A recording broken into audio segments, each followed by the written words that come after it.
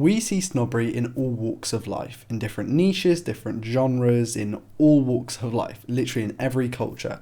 But since technology has been such a big part of my life over the past few years, I kind of been noticing it a lot more, and especially in social media with the likes of YouTube, Twitter, Instagram, Reddit and stuff like that. It started to get a bit on my nerves because it's coming from people who regard themselves as professionals, as people who regard themselves as influencers, as big guys, big priorities, big gals if you're into that, I suppose. But these people have not only been rude to companies and brands, but they've also been rude to people, like general people, children, teenagers. A lot of the people who consume this tech content, they're just being rude to kind of everyone and placing themselves on this pedestal as like a supremacist, like a high person, high enough in the charts that it should make everyone else seem like a little peasant down there. And it's really annoying me. So today I'm going to kind of uncover all this. I'm not going to use any names because hopefully these people can see this video, get their act together and just start behaving like a normal human being like they should be.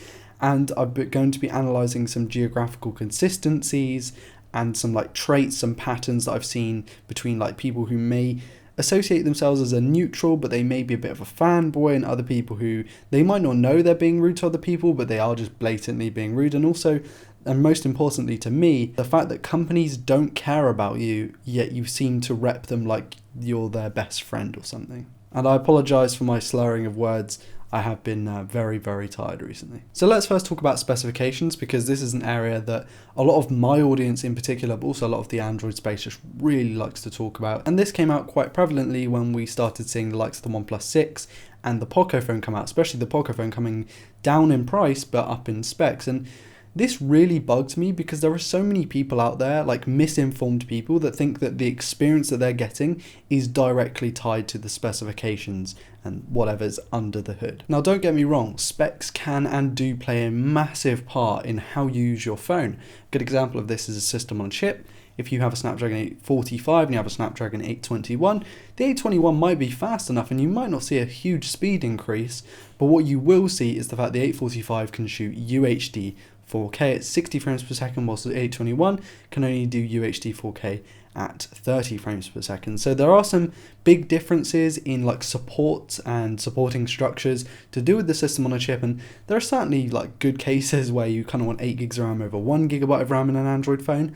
But a lot of it is actually down to optimization and user experience. A good example of this is the LG G5 and the iPhone 6 or iPhone 7.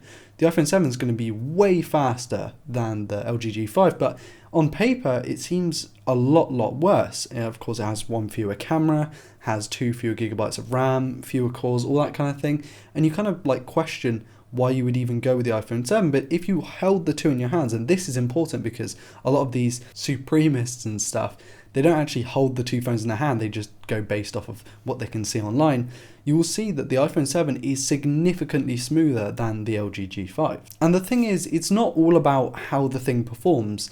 There are a lot of cases where someone might like a certain trait of a phone, even if it's a deficiency. For example, someone might not like a headphone port because it's one more hole to be clogged up with mud if they're going out on a farm a lot.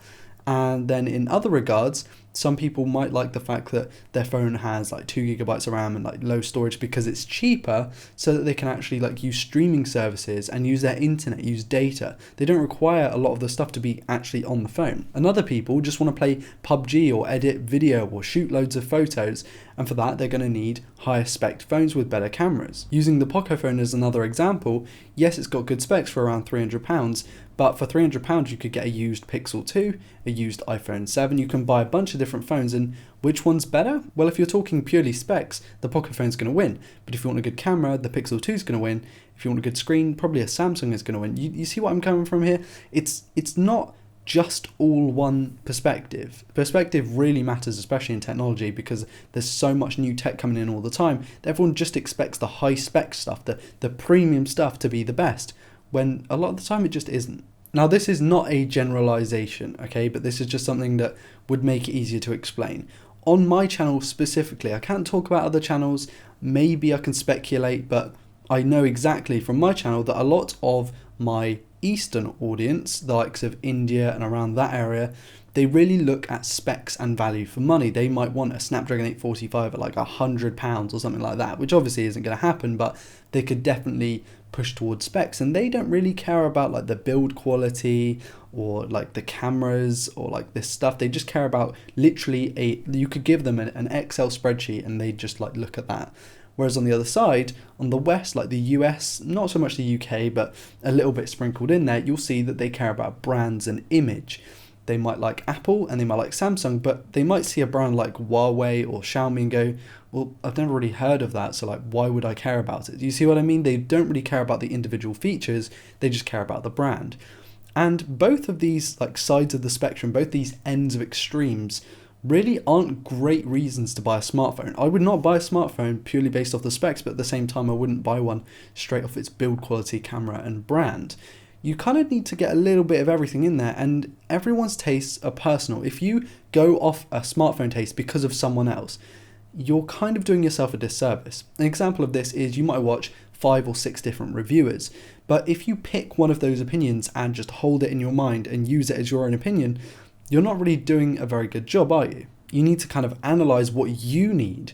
Someone might like OLED, someone might like IPS, and you might be someone who needs OLED or someone who needs IPS. Maybe you're doing a lot of photo editing, you kind of want a high calibration IPS panel, but because someone said, oh, OLED's the best, you're like, kind of need to go with him, otherwise I'm not going to be cool. So without going on too much about specs, I want to talk about brands now and companies, because the main thing that I see on Twitter, especially Twitter, like other social medias have it, but Twitter's a big one, is people will constantly defend a brand or a company or a service, even if they're not necessarily doing a very good job. And a good example of this is there's someone, I'm not going to name their name, but they posted on Twitter, I'm having a few bugs, some crashes with Final Cut. I hope Apple fix this soon. Someone replied in the comments, well, you could try Adobe, like I can hook you up with a free trial or something. You could try it out. And I think this is pretty reasonable. It's a nice comment. You're trying to help someone out. And the original poster just replied, nah, Adobe sucks, buy a Mac, lol. That's kind of being a bit rude, isn't it? If you just said, oh, I'm sorry, I kind of just go with, I kind of use Apple stuff because I prefer it, that would have been a bit more reasonable. But nah, Adobe sucks, lol, I'm going to use Apple, buy a Mac. Like, it's just a bit ridiculous. And absolutely not to say that this doesn't happen the other way around. It absolutely does. There are people out there who will just swear by Adobe products or whatever, Sony products or whatever, and say, oh, these are the professionals, you have to be a professional. If you're a professional, you have to use these tools. Like, no one cares. If you're a content creator, and I don't like to use that phrase a lot, but if you're a content creator, you should be creating content, not caring about what editing software you use. No one cares about that apart from you, right? So if you're posting stuff about it all the time or hating on other companies, like, you're doing yourself a disservice, you're doing the other companies a disservice. And one of the main things is there are so many people out there who like shooting videos. They might shoot films, they might shoot tech videos, they might shoot phones, tutorials, anything like that. But what they really care about is like the camera, the lens, the microphone, the mounting system, the autofocus. If they really have a true passion in that, they should probably be making videos on that. You can really, and I see this all the time, you can really easily tell when someone's not focusing on what they're shooting and more focusing on how they're shooting it. You'll see videos with loads of pretty B-roll and loads of, oh, I'm sorry, I had to use this lens because this lens was out of commission and stuff like that. And they don't care about like the little inconsistencies with the product they're reviewing. And I'm serious, there are big influencers, if you want to call them that, influencers out there that just like excrement on kids. Literally, who just want to ask a question. They want to ask a question like, can I go with an Apple phone or an Android phone or whatever? And I'm making generalizations here because I don't really want to pick out a certain brand.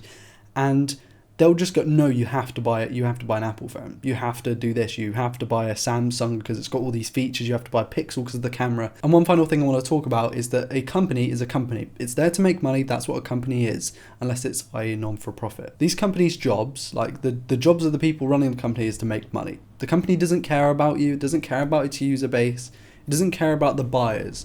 What it cares about is income and revenue. And there are a lot of brands out there, and I'm not going to name them because I don't really want to be shooting myself in the foot here, but there are brands out there who are known for really well, like supporting older phones. They're like using the features that people want, like a headphone port. They're not necessarily getting rid of features just to buck a trend. But a lot of people just see that as, oh, well, these guys are looking out for their user base, they're my best friend, I should help them out, I should promote their stuff all the time. What they're really doing is making an image for themselves. They're setting themselves up to look like the good guy. There are lots of brands who do this, who can say, ha, with jokes on you, we've still got a headphone port, you haven't, ha ha. They're not doing that because they care about their users. They're doing that because it's a marketing strategy. And the sooner you understand this, the better. A lot of people will swear by a brand, will swear by Xiaomi, they'll swear by OnePlus. OnePlus is a big cult following at the moment, swear by Apple. And they'll go, well, they're looking out for me, they're really helping out. They might have good customer service because there are brands that do that, but they're not necessarily caring about your individual problem. You are not on their list of priorities at all. And it really bugs me that people like go out of their way to defend other companies. Like, the recent Apple Bendgate 2.0 with the iPad Pros. People are like, oh, this is fine. This is like a manufacturing thing. Like they're designed to bend. Like, no. And people who are like, yeah, but you could put any tablet in your bag and it would bend. Well, then those tablets have problems as well, don't they? Like, oh, there's so many people I want to call out, but I won't. I actually talked to Damien Wild about this, one of my good friends. And I'm not calling him out, so I'll use his name. But we were talking about how if you put a tablet in your bag to go to work, because that's kind of where tablets spend a lot of their time, in your backpack if you're at school or stuff, like unless your back is perfectly straight, you're probably going to bend your iPad in your bag. Like, that's just how these iPads tend to be made. It's ridiculous. We were just talking like, if all tablets are meant to be like this, then there is a problem with all of the tablets. Like, it's not just an Apple thing. We're not picking out Apple. We're picking out a problem that could happen to any single product, but Apple seems to have it biggest with the iPad Pro. And before I rant any longer, I'm going to have to cut this video short. I'm going to try and keep this as short as I can, make as many jump cuts and everything as I can, but I just needed this rant. And I'm sorry the videos have been very general and not about a specific product, but I will be going into more detail and reviews and specific technologies. Anyway, that's been it from me, guys. I'd love to hear your feedback in the comments. Would absolutely love to hear your opinions on this. Maybe some of you are really offended. And you know what? I'm kind of glad I did, because we need to start waking up this community, because it's just, at the moment, supremist, minimal bezels, 100 cameras on a phone. Guess what? Maybe no one actually cares about that. Thank you all so much for watching. My name has been Ryan Thomas for Failtech. Please do like, dislike, comment, and subscribe if you're new around here to never miss a video like this one. Also, check out my social media and Discord. Links will all be in the video description. I want to give a massive shout out to my Patrons. You guys have been fantastic. My name has been Ryan Thomas for Failtech, and I'll see you in the next video. Peace.